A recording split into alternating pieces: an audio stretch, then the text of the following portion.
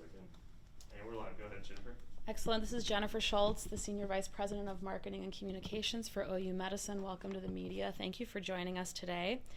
The topic today that we have is going to start with Dr. Michael Talbert, Michael Talbert, Talbert, MD, Chief of Pathology Services for OU Medicine and Chair of the Department of Pathology for the OU College of Medicine. Starting out with Dr. Talbert.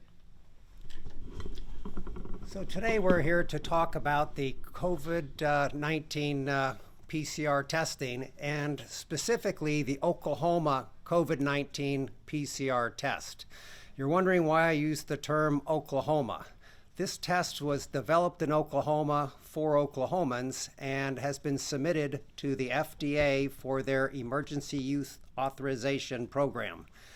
This test, once granted EUA by the FDA, can only be performed in the OU Medicine laboratory. This is a test for Oklahomans. I came to Oklahoma 18 years ago. I was not born here, and about all I knew about Oklahoma was I'd heard about the tragedy of the bombing and I'd heard about the Oklahoma Standard. Now, most Oklahomans and many around the country know that the Oklahoma Standard is that Oklahomans come together with honor and compassion in times of great stress and challenge. I believe I've seen the Oklahoma Standard in action. In this time of global pandemic, outside of anyone's experience, with an unseen virus that has devastated hotspot areas around the world, it's radically changed our day-to-day life, and in fact has altered human to human interactions. I have seen the Oklahoma Standard. We've seen literally dozens of people come together from multiple organizations, all Oklahomans, to make something very special. We've designed a test that is new and different from the other tests that are out there, designed specifically to avoid some of the challenges in the supply chain, but also to have a high level of reliability and precision. On top of that, many other things had to occur.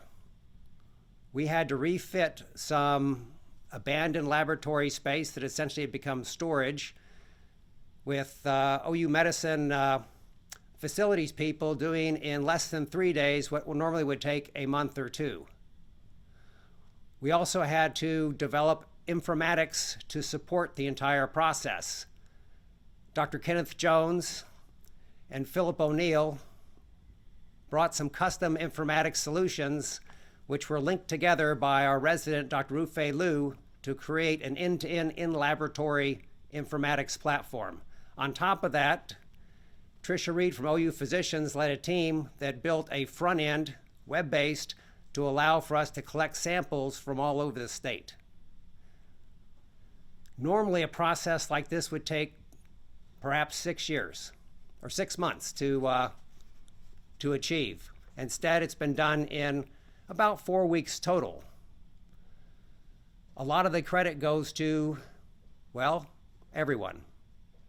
We've had a team of maybe as many as 100 people who've pitched in, working long hours, sometimes 12 and 14-hour days, many of them as volunteers. This is the Oklahoma Standard, something really special. I'd also like to acknowledge Dr. Joel Guthridge, whose scientific mind is one of the best I've ever met. A lot of the ideas came from him. In fact, the original idea to use this microfluidics platform came when he was asked about providing a different kind of testing machine for our laboratory. This has been a very exciting process, and today we are announcing the Oklahoma COVID-19 PCR test.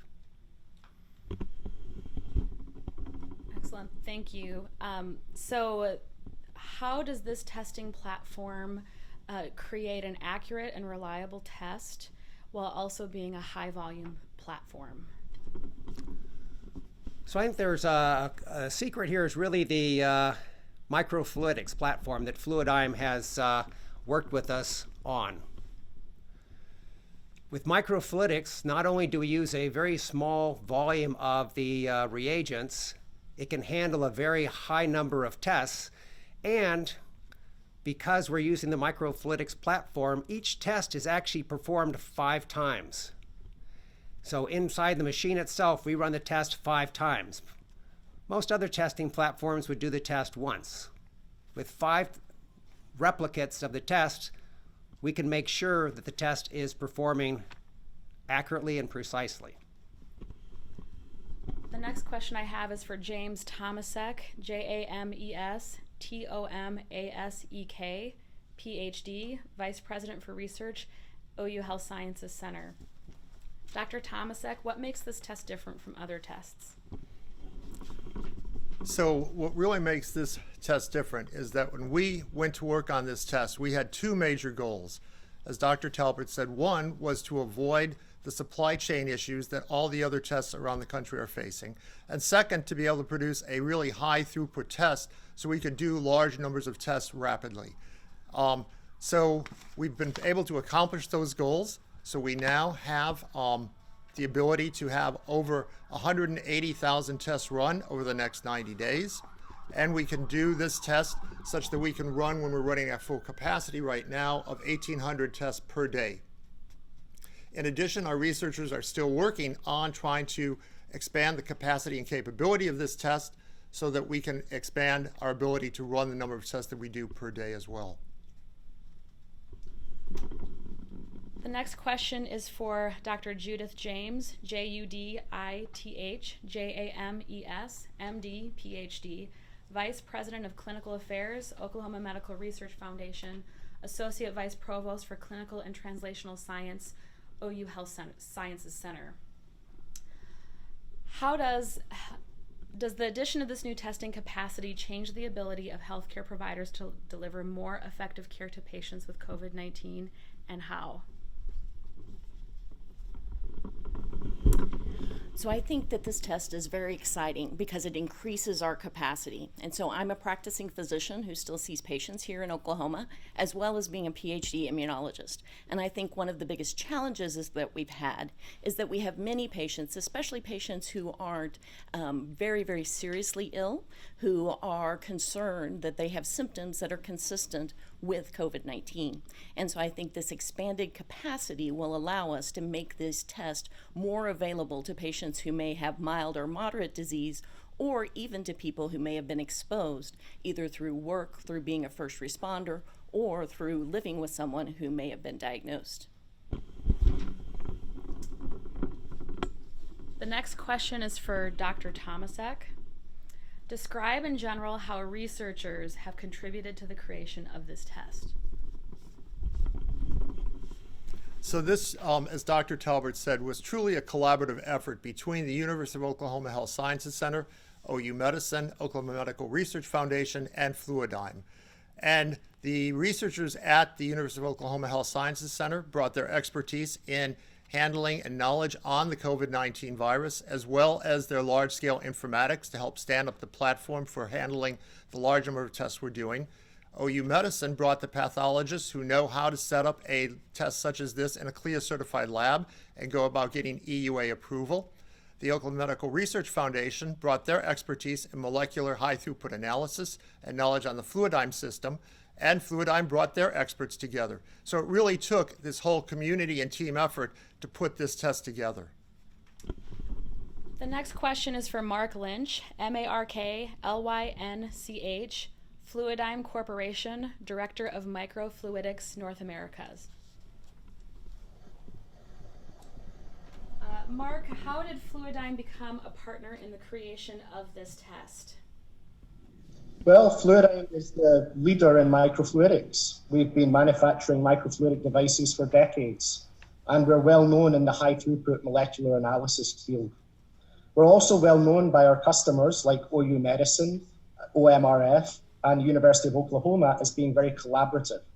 And when Oklahoma came calling, we were able to mobilize our internal teams and produce a reliable stock and test for Oklahoma to validate the test. and our reagents and microfluidics are stocked and ready to be deployed for the fight against COVID-19. What does microfluidics mean in layperson terminology? The best way to describe microfluidics to a non-scientific person is to think about it like a computer chip. So back in the day, computer chips were massive, and you could not have a laptop, you had to have a big desktop PC. What we've been able to do is take a very laborious, time-consuming, large volume process and automate it with a microfluidic chip. And really it has revolutionized how you do real-time PCR, which is the application that's used to detect pathogens like COVID-19. And it means that the researcher or the test can study various assays in parallel while preserving precious samples that are donated for COVID-19 work.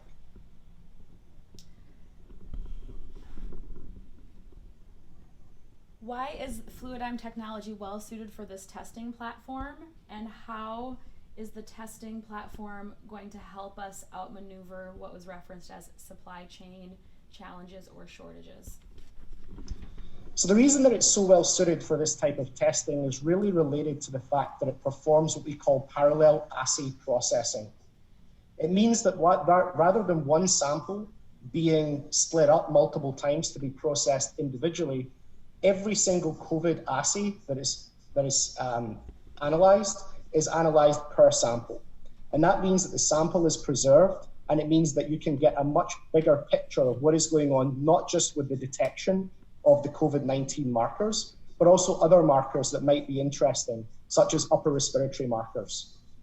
The reason that we are able to provide good supply of reagents and of our microfluidic devices is because we use so little of them in each test. And so it means that rather than using very large volumes, which consumes a lot of the reagents, you can use really small volumes, nanoliter reaction volumes, which means per test, the reagents go much further. So when you are using lower volume of testing supplies, how does this platform and the research and the collaboration among the different partners help us attain an accurate test? Is that Dr. Talbert? Yes, so part of it is the ability to do essentially the same test multiple times on one sample. And the process itself is very highly controlled. I mean, one of the things to always look for with the testing is to it should be in a CLIA certified laboratory. That's law, and really have an understanding that a complete proof that the test actually works as it should. Now, one of the interesting things for our submission to the FDA, we had to put together quite a bit of proof. I think the document that we submitted was over 100 pages, that the test actually works as we describe it.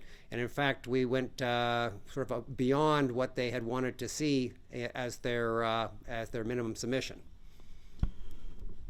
This question's for Dr. James. How will this help statewide coronavirus screening and surveillance efforts ongoing? So I'm actually a fifth generation Oklahoman, and I have over 90 relatives that live throughout the state. And so I think one of the things that I'm excited about with this test is that this increases our capacity so that we can hopefully start improving screening, and that this may be beneficial as we start thinking about opening back up different parts of the state and different types of businesses. And so we need more screening. We need more screening at our nursing homes, at places that have very high potential for severe disease. And so I think by having expanded capacity, we can do this. In addition, we'll be thinking about college kids this fall, hopefully going back to school. I have a college student who's trying to do organic chemistry on the computer, and she would much prefer to be able to take those classes with professors. And so I think by expanding our ability to be able to test these patients, be able to test and do surveillance screening, we increase the capacity to be able to get back to our new normal.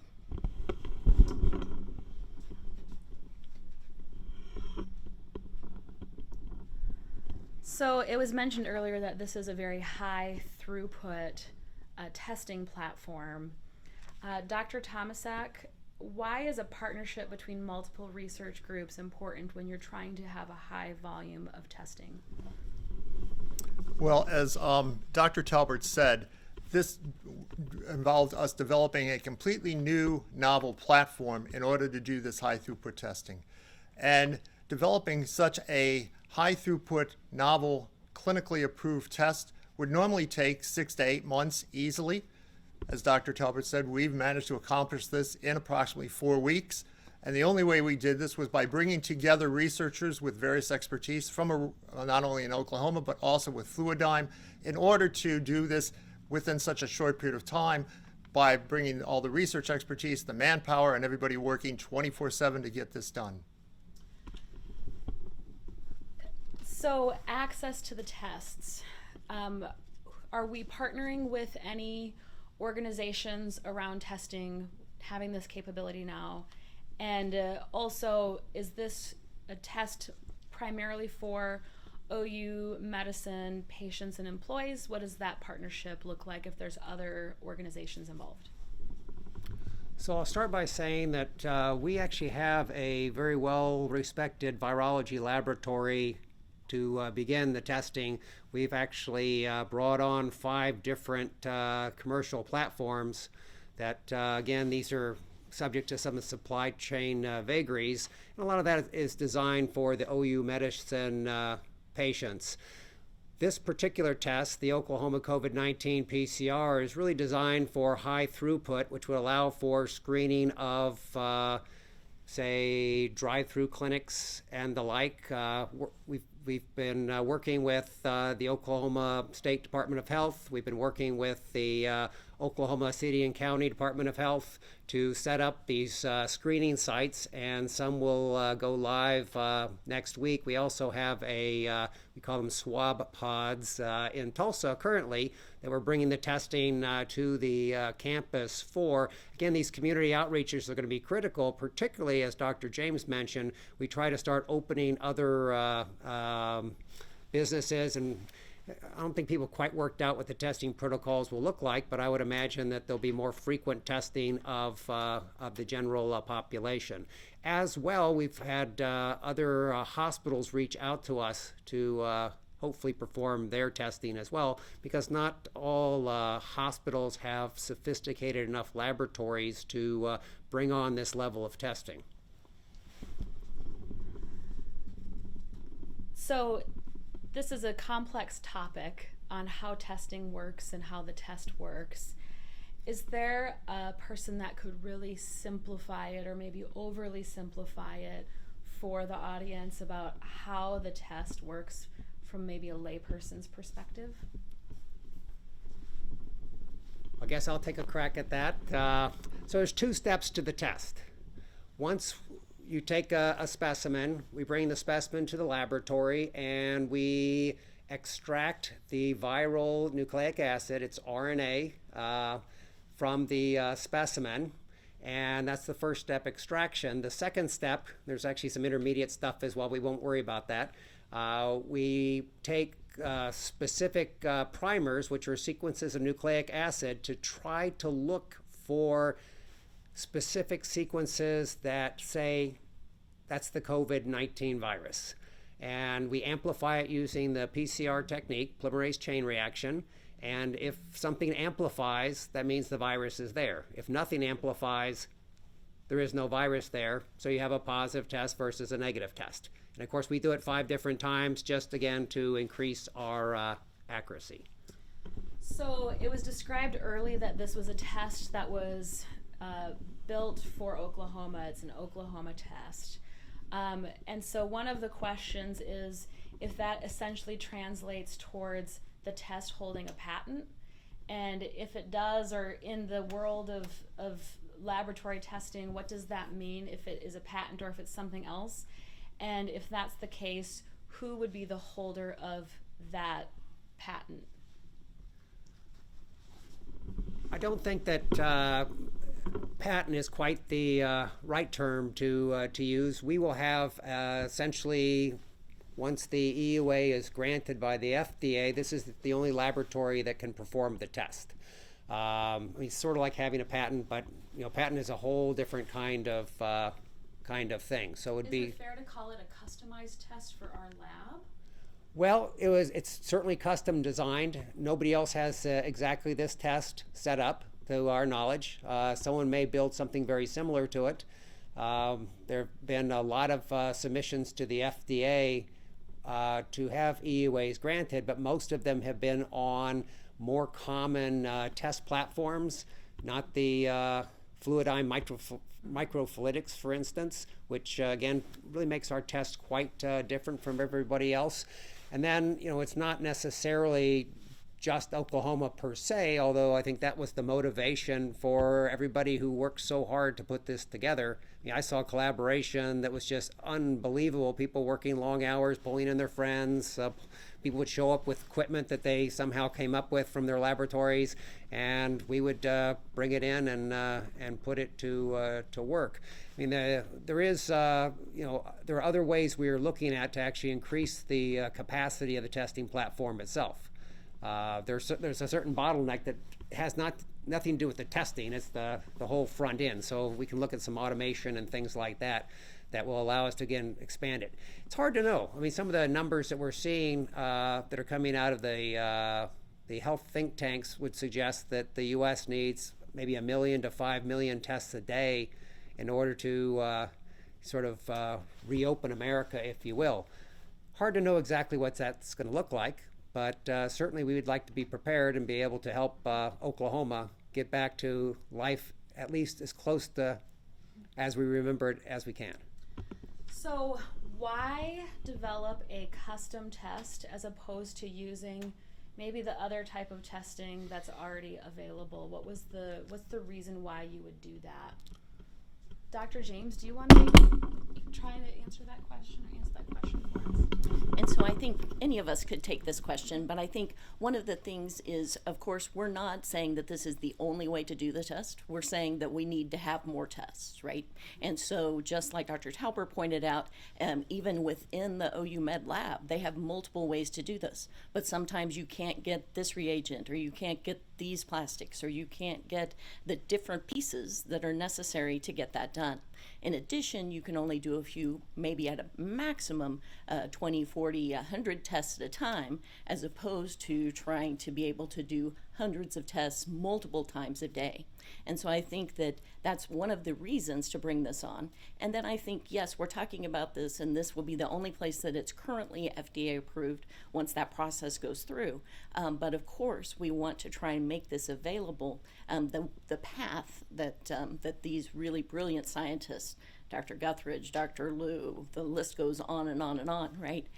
But that make that available for others, because we want to have more testing throughout the nation, right? And we hope that we're not the only place, we hope that we're not a hotspot, but we want to be prepared, and we want to help other places that might find themselves in that capacity. So with this being an Oklahoma test built for our lab, 2 questions. One is, how soon can someone tested see results? The other one is, what qualifies someone to get a test? And the third one is are we testing now? When will this be fully up and running? So those, kind of a combined question, really.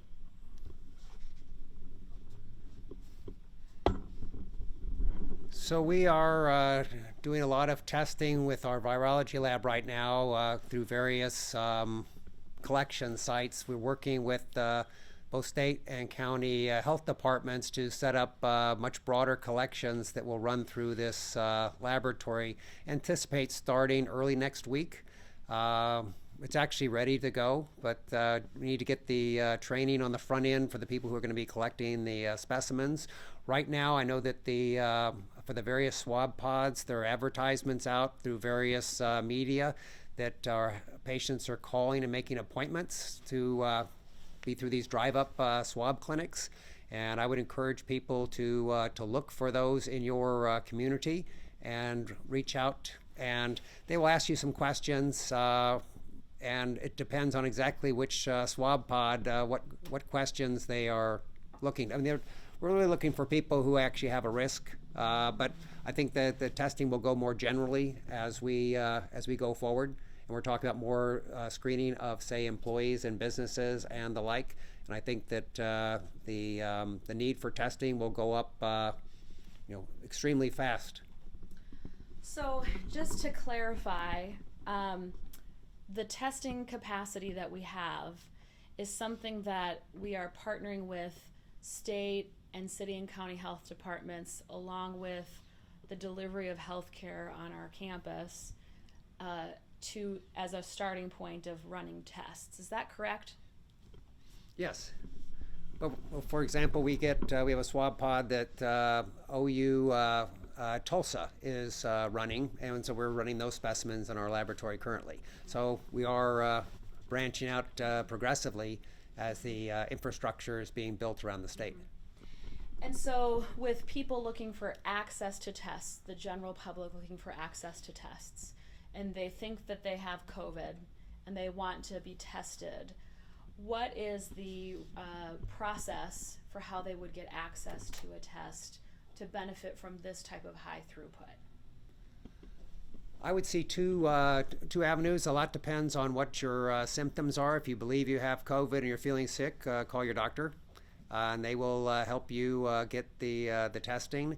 If maybe it's an exposure or something like that, or you think, well, probably not, you can call either your local county health or call the state health department, and they can guide you to the nearest swab pod. I know there's actually some online tools that are being developed and rolled out so that you can actually go online and find the nearest swabbing location. But most of that is now being done by appointment, so you'll want to call beforehand and get your slot. So thinking about, I think we're getting several questions that kind of address this, just maybe asked a little bit differently. So for healthcare consumers, perhaps they maybe are experiencing now having a difficult time accessing a test, and it might not be because of a lack of testing centers. It's about the laboratory being able to have enough reagents and what have you. So what we are saying is that this is an incredible amount of capacity for us to actually do testing. Correct? Maybe Dr. Tomasek, you might want to take a stab at that. Right. So as we said, we set this up to be a high throughput test where we can do large numbers of tests per day, and to try to avoid the supply chain issues that others have faced. So that was really our goal when we set this test up, so we can manage to have a high throughput and do, as currently now when we're up for capacity, 1,800 tests a day. As I said, our researchers are still working on this, and we're hoping to increase that capacity as we go forward. So thinking about this as an Oklahoma test, the partnership with the State Department of Health and many others, that maybe hospitals as mentioned and things like that, this truly is a testing capacity for all of Oklahoma. Is that correct? Yes, that was our goal, was to be able to do large numbers of tests so we can make it available for not only just the OU Medicine providers and patients and such, but for all Oklahomans. Maybe we should go and ask Fluidics a couple of these questions. So for Fluidics, what is different about this test from other tests that are now in use? The backbone of the test is similar, or the exact same actually. It uses real-time PCR technology. But what is different about our test is that we automate much of the process, and we use very small volumes. So when you run this test on a traditional real-time PCR platform, you use way more volume than what you would use when you use our platform. And that means that we overcome some of the supply chain issues that other suppliers would have. So reagents is a word that's used a lot in talking about testing for COVID-19. For Fluidigm, how would you describe the reagents that are being used? Again, these are very traditional reagents. The microfluidic device is the heart of it all. and that is fully available. And all of the other reagents that come as part of our workflow are fully stocked and ready to go. The actual methodology, the steps of the reaction that take place, are very similar between the different tests. All that we're doing is being able to provide a scale that's not possible and a throughput that's not possible with other platforms. And that's what makes the Oklahoma test a very nice test. So, looking to Dr. James for a question. How and why did this group come together as partners to address the testing problems that we are seeing kind of across the country? So I think you've heard a little bit about this from Dr. Talbert and Dr. Tomasek, but I think this was basically seen as a major unmet need. We hear about this in the media every day. Everyone knows that we need more testing, we need more testing. Basic scientists from Oklahoma Medical Research Foundation and from OUHSC came together and said, couldn't we possibly apply different approaches? Dr. Tomasek as the VPR got involved, Dr. Guthridge from OMRF got involved, and of course, this was only possible because of the virology lab that's been in OU Medicine as well as the pathology department at OUHSC. And then I think we had a very, I would say, secret weapon, which maybe is Rufai Liu, who had actually trained at OMRF, trained at OUHSC, and is now a resident at OU Medicine. And he kind of helped bring together different people. He had a lot of computer background. He was a chemical engineering major at OU Norman campus before he came to medical school. So he had a lot of kind of that background. And then I think it was just bringing together the LIMS expertise from Dr. Jones, who was recently recruited here from Colorado.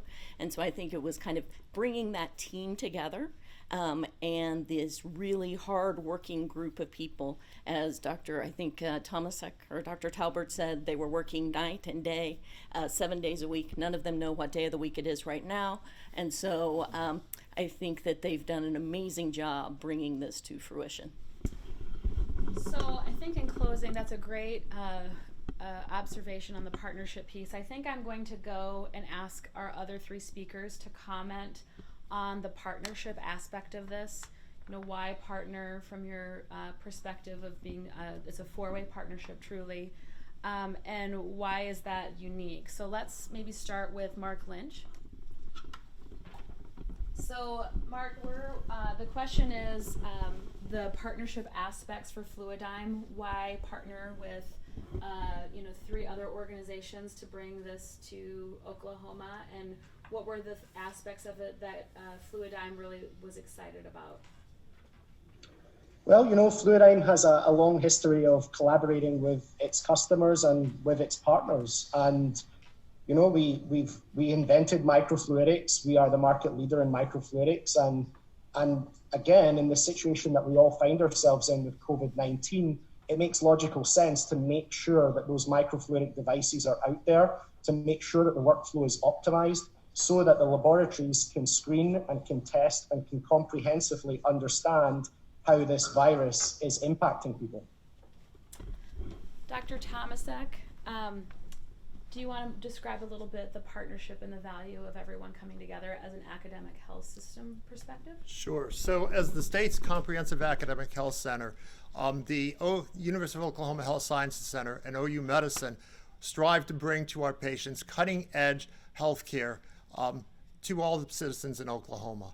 In addition, we can do research from bench to bedside and out to the community. Bringing together this group is just one way we can put together a fight against COVID. This is just one example of what we're doing as an academic health center to help people in Oklahoma be able to fight this disease. And Dr. Talbert, the chief of pathology, we want to end with you talking about the partnership and what this means, what the partnership means to you and to Oklahoma. Well, it's almost been a unique experience for me. I mean, many of the people who have joined the team are people that maybe I heard their name before, but actually didn't know them. And, having a chance to work with just some incredible people with incredible skill sets, coming with the energy, immediately everybody had the same goal. get this test put together. I mean, it's almost like a football team or get the ball across the goal line. And people worked night and day, and everybody was perfectly polite, and it was just an amazing experience. And people wanted to join the team. In fact, it's really interesting. In our regular laboratory, we have a lot of volunteers who want to get involved in that part of the laboratory because it's so exciting that what we're doing is something so special. I think the other part that has to be recognized is the leadership. So the leadership of all the different organizations, Dr. Steve Prescott for OMRF, Dr. Tomasek, and Provost Sanders, President Harris, having the faith in the team to actually pull off what we've pulled off in a relatively short period of time. And OU Medicine CEO Chuck Spicer, I got regular texts or calls from him saying, "What do you need? What do you need?" And it's just just been an amazing experience for the team. And we've already been talking about not only making this test work faster, better, higher throughput, etc. We're also talking about other projects that we might do, both related to COVID and some things potentially outside of COVID as we go forward. Again, we've catalyzed this amazing group of people that I think will go on to do lots of neat things. Excellent. I think we've answered all of our media questions. If there's one that we might have missed or there's more clarification needed, please feel free to reach out to the OU Medicine Media Relations team. Thank you for your time today, and we will be following up with video and more information for you. Thanks.